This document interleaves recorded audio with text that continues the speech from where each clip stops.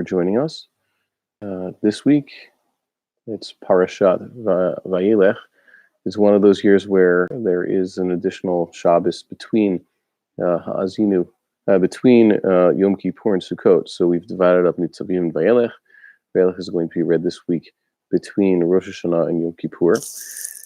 I have what to say regarding certain synagogue practices that are not necessarily objectionable, but perhaps are not the Talmudic ideal, and why I believe we should strive for a higher ideal. This is the time of year, of course, where we're all trying to strive for higher ideals, trying to improve what we do. So now's the time to do so. But first, I want to talk a little bit about this parasha. Last year, when I was preparing for this Shabbat, I was thinking about how this is quite a short parasha. In total, it's about 30 psukim only, but it's quite repetitive.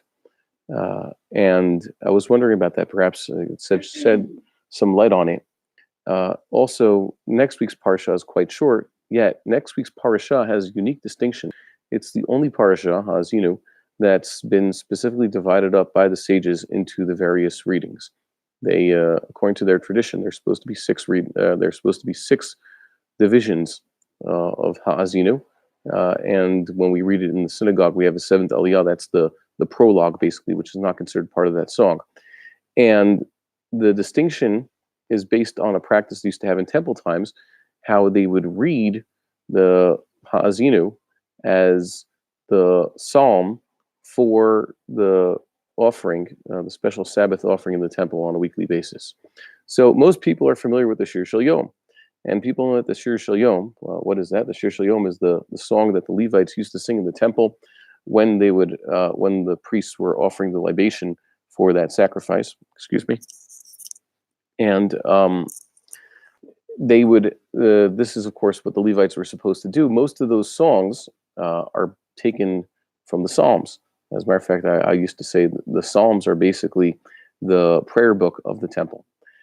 And it's interesting that it says in the end of Masechet Rosh Hashanah, which we are currently studying because it's New Year's time, they ask, being that every day there was a lamb offered in the morning, lamb offered in the afternoon, I understand that Mizmor Shir Liyom HaShabbat, the song for the Sabbath day, that was offered with the lambs that were offered on the Sabbath, the morning lamb.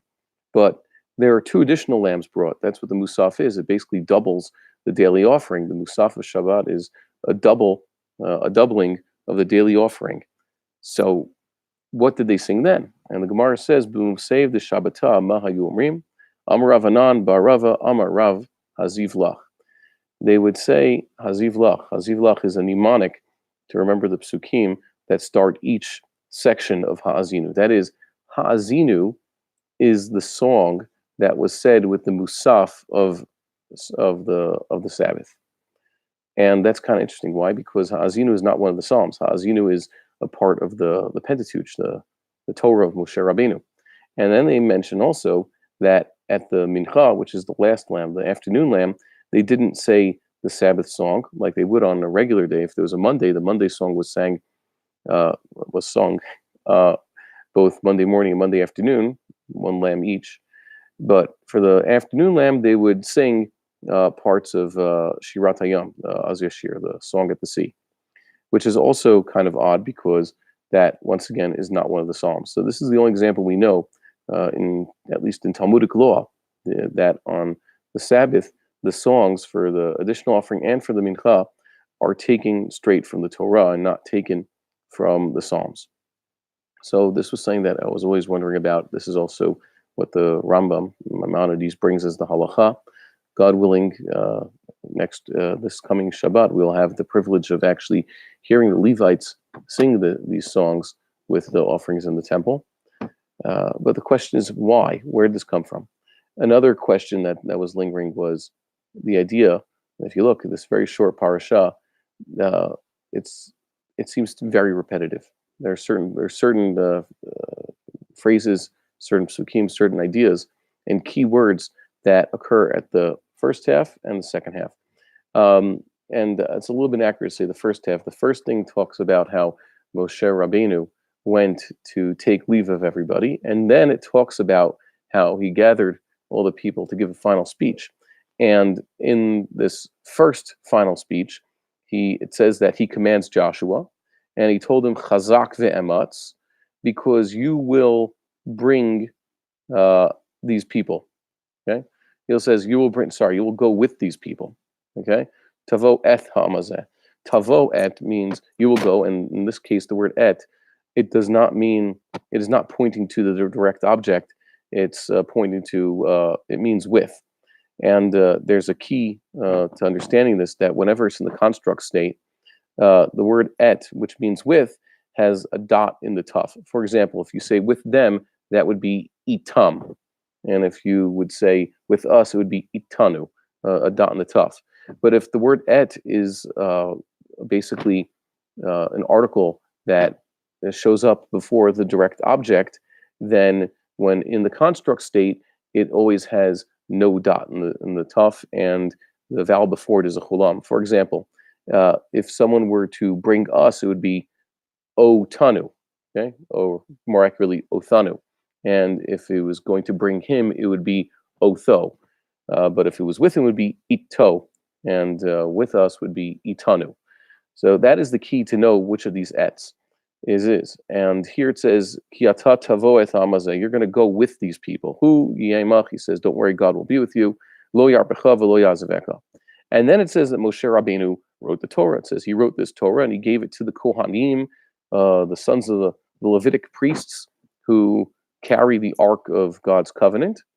And then it says that he told them that there's eventually, what are they going to have to do with this Torah scroll? They're going to have to read it. It says, gather up the people sometime later. If you look in the history books, he's describing that it would have to be after the first Shemitah cycle, in the first year after a complete Shemitah cycle on the Sukkot holiday. That would be on Tabernacles. You look into history, you'll see that it's about 21 years later. Moshe Rabbeinu was going to be passing away today, the 7th of Adar, way back when, but it took them 7 years to do the conquering, another 7 years to divide up the land, and that is when they began the Shemitah cycle count. So it took another 7 years, plus I guess 2 months, or no, 7 years and 2 weeks for them to get to the first Sukkot, when they would have to actually fulfill this commandment to assemble all the people and read the Torah publicly, 21 years later. And that is, all these points are then repeated in the second thing. After Moshe Rabbeinu was then told by God, you're not only going to die soon, you're actually going to die today. It says this very day. And he also told, God told Moshe Rabbeinu, also teach the people ha'azinu. You have to teach them this song. This song is a part of history. This is going to serve as a testimony or as a witness to the fact that God had basically warned them about the unfolding of Jewish history. That is, if they would not keep the Torah as commanded, they would suffer the consequences. And then eventually they would realize that that was the case and they would repent. In the second parasha, we have a similar pasuk. You can compare this. It says, he commanded Yoshua ben Nun, and he also said, Vayomer chazak be'ematz, except he changed it around. He said, Ki ata tavi et bnei Yisrael. Instead of tavo, it's tavi. You will bring these people. Now you're in charge. You're not just going with them. And va'anochi echyemach, and I will be with you. Instead of hu yemach, he's speaking God's name. And then it says, when Moshe finished writing this song into a book, and he commanded the Leviim who carry the Ark of God's Covenant, told him to take this book. Moshe Rabbeinu, basically, it says, he wrote the Torah as is. And then God summoned him and says, no, it's not complete. You have to write in this song. And apparently he took that Torah back and he told him to do it and said, now put this back in the Ark of the Covenant. He had to take it out. I've pointed out that, and Netziv points this out, that it says concerning the Ark's construction, that it says to put the edut into the Ark and then put the lid, the kaporet, the mercy seat, which is made out of solid gold and has two figures of cherubim made out of it. It says that afterwards he is supposed to put the edut into the Ark. Twice it says, once when the lid is off, and then put on the lid, and then put the edut in there again. And as Netziv points out, this fits with the Talmudic opinion that Moshe Rabbeinu first put the tablets of the testimony, the broken ones, and the second tablets that he got, and then much later some 39 years later, almost 39 years short of 1 month later, he put in the Torah scroll which he wrote. And then it says that he told everybody, "Hakhilu elai kol ziknei shivtechem," gather up all the elders of your tribes and your policemen, and I have to speak to them right now. So now it became more urgent. Instead of saying, take this Torah scroll and keep it for another 21 years and eventually read it, now he's saying, do it now. And as you see, Bible critics, I'm surprised they haven't jumped on this one. They used to like these things. They would call this a doublet and say that it's a dual authorship of so and so, but they're missing the point as usual. And here, what we see is that Moshe Rabbeinu had to do a do-over. In the morning, he was basically saying that everything will be okay, and Yoshua just has to go with the people. Eventually, they'll have to read the Torah 21 years from now just to remind them what to do. Moshe Rabbeinu has now been told by God, "You're going to die today," and they're starting to go off the derech today and write down this song. There's suddenly a sense of urgency. This very day that Moshe Rabbeinu had to pass away, he had to regather all the people and tell them, "No, you need to hear this right now, not 21 years from now. There's a new song. I have to teach it to you." When you teach people a song, you teach them in sections. According to rabbinic tradition, well, this is not so tradition as something that you could actually calculate from the book of Joshua. Moshe Rabbeinu died on the 7th of Adar. I think it was a Stam Adar. If it wasn't the Stam Adar, it was the second Adar. It wasn't the first Adar. It must have just been Stam Adar, but the 7th thereof. And it was also happened to have been a Shabbat. It was a Saturday. And Moshe Rabbeinu, that very day, in the middle of this last day of his life, suddenly gathered together the people to teach them how to sing Ha'azinu. And he made it the job of the Leviim to do it. And this would seem to be the basis for the Talmudic principle and the practice that was apparently the entire temple period, both temples, that during the middle of the Sabbath day, remember the Musaf is the middle offering, it's not the morning offering, it's not the late afternoon offering, it's the middle day. That's when they do both of those lambs. The Leviim had the practice of singing a very short section of Ha'azinu. Moshe Rabbeinu apparently began this precedent, and that would explain. As for why the Song of the Sea is the afternoon song, I haven't found an explanation for that yet. Welcome. Those of you in Viewerland are welcome to try to give me suggestions, point me in the right direction. That's a good thing about Torah study. We're always finding new answers to lingering questions or just new questions. There's always something new all the time. Now to get to certain issues, just so we could date this particular broadcast, this will be saved on YouTube for future reference. There's still no Knesset. That's how we're standing here in Israel. But amazingly, everything is still working. Now I want to talk about synagogue seating issues. I've always been against the common misconception of what a makom kavua, a set place, is. The sages said that a person should set himself a place. A makom kavua means an established place or his permanent place. He should always at least try to sit in the same seat.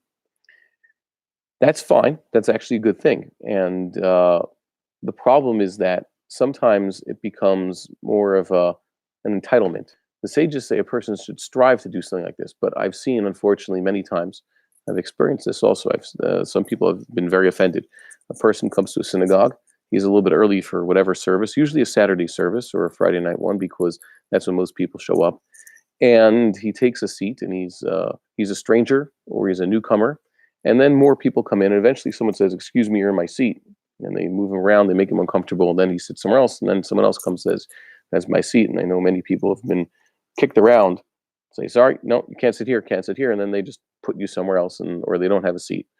That's not how it works. First of all, it's the job of someone in the synagogue at all times, someone who's a regular there, hopefully the gabbai, the rabbi, whoever, has to note who is new or who is an outsider, who's not a regular, and instead of telling him, "No, you cannot sit there," "Here, please sit here. This is a seat that we've been saving for you." That's the proper way.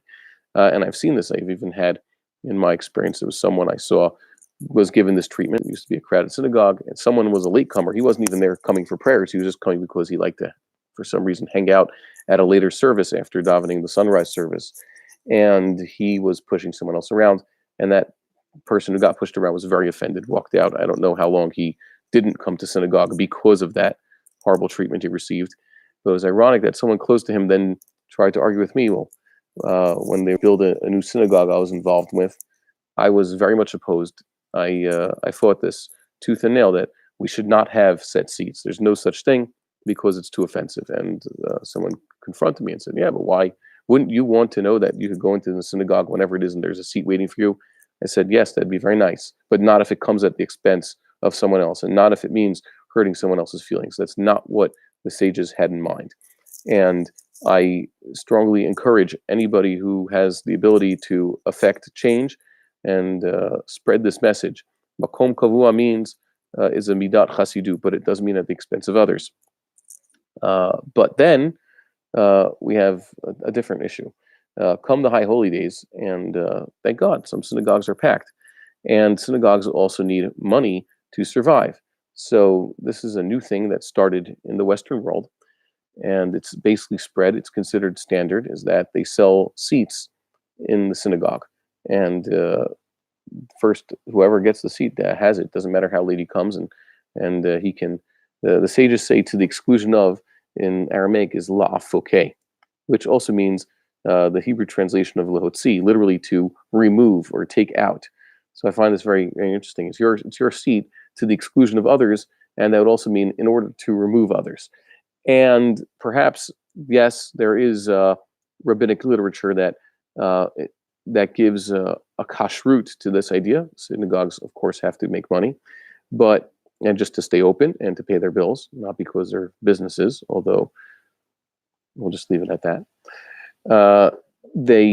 They need to know who. It's obvious that those who support the synagogue more should be entitled to sit there, but this is not how the sages envisioned it. The sages, yes, said that when you have a community, once you have 10 men in one place, they are obligated to chip in to build a permanent place of prayer and for Torah reading.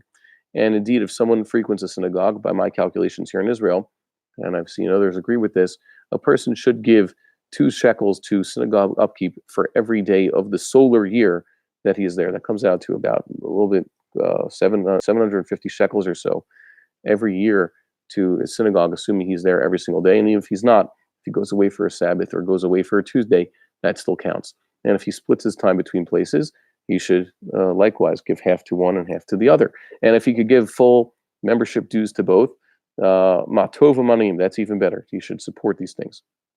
So we have responsibility to support it. But here is how the sages imagined it. Even though the community does have the obligation, that's how the Rambam rules in the Shulchan Aruch says it, they have an obligation to support the synagogue and make sure it's there. Obviously, they can't say that there's reserved seats. Let's say you happen to show up somewhere for whatever reason. For 2 days, you're stuck in God knows where, up in the Galil or somewhere in California. Are you not supposed to attend synagogue, or are they going to charge you to attend the synagogue? No.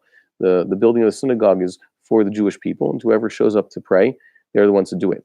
So wait a minute. What are you going to do about the high holy days? What are you going to do, especially about Yom Kippur, the busiest synagogue day of the year?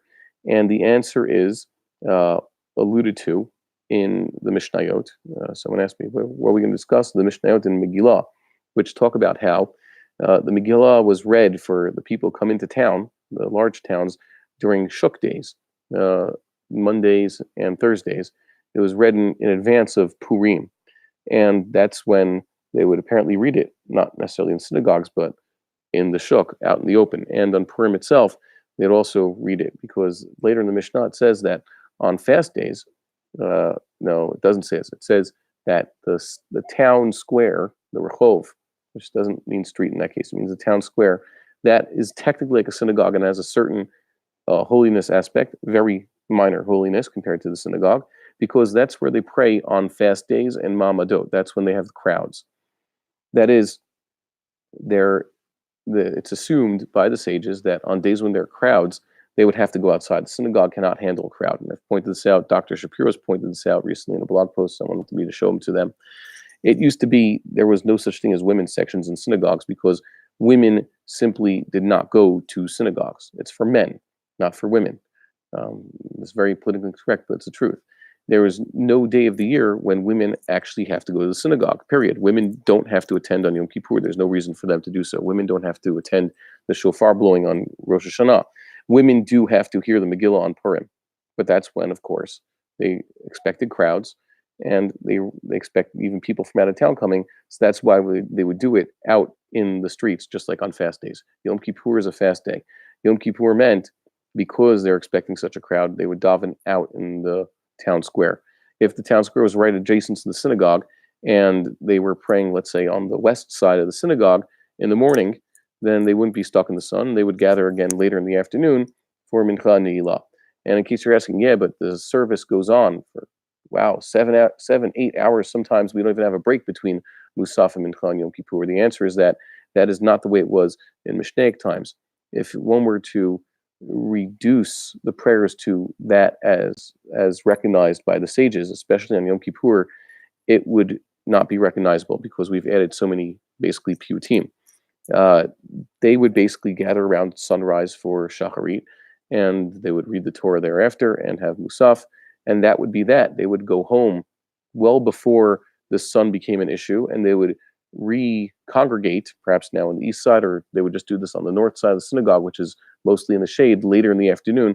That was not so much of a problem, and that is what they describe on fast days. That is how they used to do it. The So the sages would not have this idea that we are selling seats in the synagogue on Yom Kippur because they would just tell us to go outside if there was such a crowd. I'm suggesting, and I'm trying to do this myself, run a minyan, especially the morning of Yom Kippur, whereby there are no seats. Yes, people are encouraged to contribute, but we'll do our best to not have assigned seats. Anybody who wants to is open. I know that in New York they already have places like this. I know some men I would not mention right now just because they're heavily involved in controversies in politics, but it should be said to their credit that they, at least on high holy days, have such a policy in their own synagogues where it's open to all. And I recommend that most synagogues take up this idea, stay open to all, even if someone is a heavy donor. That is very commendable, and he should be honored for such a thing. You should be honored not just on Yom Kippur for such a thing, but to save seats. This is a very foreign idea. And the other thing about that is also auctioning off the aliyot. You could look, we're not going to go into the details of this, but it's in the Shulchan Aruch. It's in Orach Chaim, Mark 135 and 136, which is solidly based on the Talmudic sources, and you can read it there. The sages already established precedents for who gets the aliyot. Ideally, there's a certain number. On weekdays, they have 3 men are called up to the Torah. On Rosh Chodesh and Chol HaMoed, it's 4 men. On the festival days, 5. Yom Kippur, 6. And any day it's a Shabbat, even if it's one of the previous mentioned ones, 7, not including the maftir. And the sages said that we give now the practices, the priest and then the Levite, and then others. And according to the strict reading of the halacha, it's actually Torah scholars. And there was always a rule. I remind people, we learned this from Rabbi Yehuda Nassi's maidservant. When it comes to lots of people of the same social status, everybody's a scholar. So the precedence now is given to age. You have the 2 scholars. One's 65 years old and one's 75 years old, and they both are well respected. So the 75-year-old takes precedence over 65-year-old. We're not going to start weighing who knows more of what, who's a bigger mifalpel and who's a bigger sinai, oker harim and a sinai. We're not going to get into that. There is halachic precedence, and then you can read there's a long bear halacha there talks about on other days the father of the child who's to be circumcised and the bridegroom, the bar mitzvah boy, the person who has yurtzeit. There is halachic precedent for deciding who gets the aliyah. And one of the things they pointed out is that on the Sabbaths and festivals, the big shots are to be honored. The Talmidei Chachamim, who are the Parnasim, the ones who provide for the community. So it is very strange that we would now just auction off the aliyot.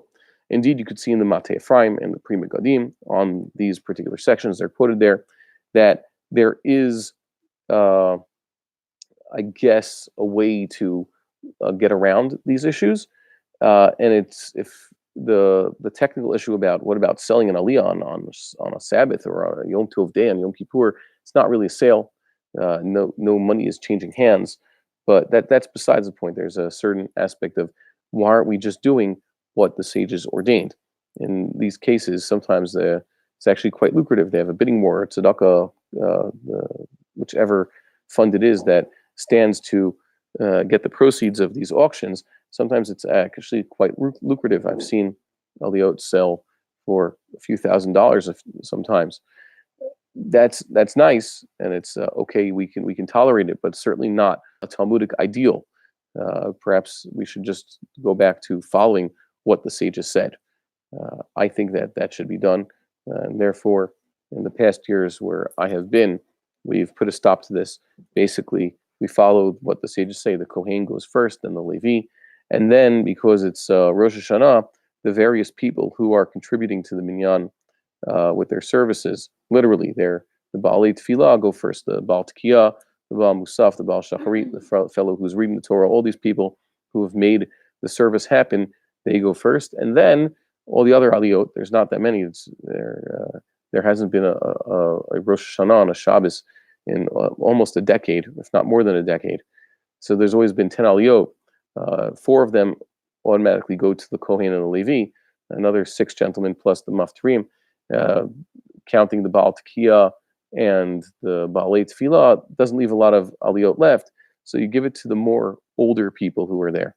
Okay, seniority, and that's the proper way to do it. That's what you've always been taught, and I think that people should be encouraged to do so. If the shul is desperate to raise money, they may continue auctioning off the aliyot, but all things being equal, people should just be encouraged to give as much as they can, but where you should not do this selling the aliyot. Also, it could be considered by the sages a tircha de tzibura. The sages said it's really wrong to just have breaks, especially before reading the Torah. If they take out a Torah scroll, it's not rolled to the proper place. That's considered a major faux pas. They have to read from that scroll, so they have to roll it. And those 2 minutes it takes to roll it to the right place is already considered a major no-no among the sages. Kal v'chomer, taking 10 minutes just to auction off aliyot, whereas the sages had already told us who to give those to, that's already quite a problem. Now, I like also cite the words of a wise man who happens to not be Jewish, but explaining the importance of religious community and support for each other. We have religious communities, and holds true even more in America than in Israel, because in Israel there is already an environment, there's osmosis of Jewish culture and even some Torah culture, thank God. But in the diaspora, Judaism exists within the walls of the synagogue and within the bonds that are formed of the synagogue community. A religious community provides support for each other more so than people who are not of that religious persuasion. They get together, they share in prayer, they share their sufferings, they share their happiness, they share their various simchas, they share their milestones, they share their lives with each other. The sages didn't call a Paresh Minat Tzibur a person who separates himself from the community, someone who doesn't attend synagogue on holidays. They called it a person who's not there in times of trouble when they have a public fast day. Why is that important? Because there's when we have a synagogue breakdown, we have a communal breakdown, and there is a betrayal, or when people don't feel that they can get together to pray, so it means they're not there for each other when they really need it. How does this go? There are some people who sometimes feel that the most important thing that they attend in the synagogue is the kiddush. They show support. Oh, there's a simcha, show up for the simcha, but it doesn't work that way. That's not the show of support. The show of support is for the shiva house. That's when it really matters. The shiva house. That's when the person who has lost a close family member can't even attend the synagogue, so they help him make a quorum for prayers at home. That's when it really matters. That's the true test of a synagogue community. We produce these things so that in times of need, we really stick up for them. I have made the claim already that when it comes to schisms within the Jewish community, there's new halachic approaches or anti-halachic approaches. There are people who want to distance the Hasidim, for example. Chabad has taken its licks. I'm actually pretty pro-Chabad, by the way. It's a story for another time. What will make the determination whether or not uh, whether or not uh, a group stays within what we'll call normative Judaism or orthodoxy usually has been less about theology or halacha, but more how they react when the times get difficult. Do they stick with the Jews during persecution? So the the Samaritans, they pretty much showed early on that they were not part of us, even though they made that claim, because when things came tough, they skedaddled. Same thing with the early Sadducees. The Karaites also, in times of trouble, they've not been there.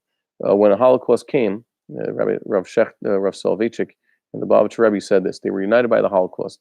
Chabad and the Hasidim at the time stayed together with the rest of the Jews, or the rest of the Jews stayed with them, simply because in the face of adversity from our ultimate enemies, we stood up for each other. That's what really brings us together. I pray that this year we learn to get over our petty differences, that we form cohesive communities without this foreign oppression, without anti-Semitism, without someone from the outside forcing us to do it. Let's see. We have to take. We have a different question coming in, but we're not. We're going to deal with that tomorrow. Let's just see if we have any other questions that need to be addressed at this moment. And unless there are, we're going to sign off. I thank you all for joining us today. Don't forget to like, share, subscribe, send your comments, questions, and we'll see you next time. We're going off on YouTube. That's the end for the YouTube.